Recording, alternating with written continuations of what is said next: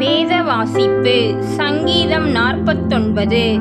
கோராகின் புத்திரரில் உள்ள ராகத் தலைவனுக்கு ஒப்புவிக்கப்பட்ட சங்கீதம் 1 முதல் 20 வரை. ஜனங்களே, நீங்கள் எல்லாரும் இதை கேளுங்கள். பூமியின் குடிகளே, சிறியோரும் பெரியோரும் ஐஸ்வர்யவான்களும் எளியவர்களும் ஆகிய நீங்கள் எல்லாரும் ஏகமாய் செவி கொடுங்கள். என் வாய் ஞானத்தை பேசும், என் இருதயம் உணர்வை தியானிக்கும். என் செவியை உவமை மொழிக்கு சாய்த்து என் மறைபொருளை சுரமண்டலத்தின் மேல் வெளிப்படுத்துவேன். என்னை தொடருகிறவர்களுடைய அக்கிரமம், என்னை சூழ்ந்து கொள்ளும் தீங்கு நாட்களில் நான் பயப்பட வேண்டியதென்ன?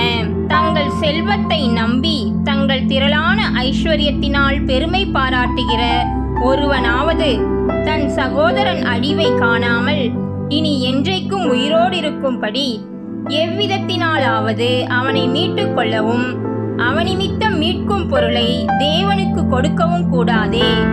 அவர்கள் ஆத்தும மீட்பு மிகவும் அருமையாயிருக்கிறது, அது ஒருபோதும் முடியாது. ஞானிகளும் மரித்து அஞ்ஞானிகளும் நிர்மூடரும் ஏகமாய் அழிந்து தங்கள் ஆஸ்தியை மற்றவர்களுக்கு வைத்து போகிறதை காண்கிறான். தங்கள் வீடுகள் நித்திய காலமாகவும் தங்கள் வாசஸ்தலங்கள் தலைமுறை தலைமுறையாகவும் இருக்கும் என்பது அவர்கள் உள்ளத்தின் அபிப்பிராயம். அவர்கள் தங்கள் நாமங்களை தங்கள் நிலங்களுக்கு தரிக்கிறார்கள். ஆகிலும் கனம் பொருந்தியவனாயிருக்கிற மனுஷன் நிலைத்திருக்கிறதில்லை, அழிந்து போகும் மிருகங்களுக்கு ஒப்பாயிருக்கிறான். இதுதான் அவர்கள் வழி, இதுதான் அவர்கள் பைத்தியம். ஆகிலும் அவர்கள் சந்ததியார் அவர்கள் சொல்லை மெச்சிக் கொள்ளுகிறார்கள்.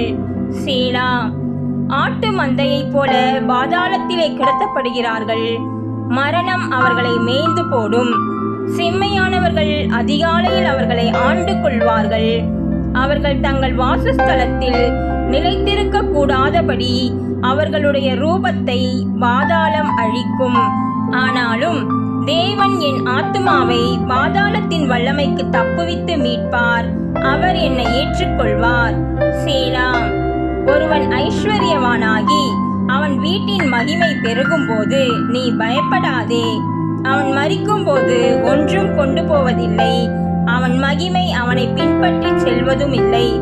அவன் உயிரோடு இருக்கையில் தன் ஆத்துமாவை வாழ்த்தினாலும் நீ உனக்கு நன்மையை நாடினாய் என்று மனுஷர் அவனை புகழ்ந்தாலும் அவன் என்றென்றைக்கும் வெளிச்சத்தை காணாத தன் பிதாக்களின் சந்ததியை சேருவான்.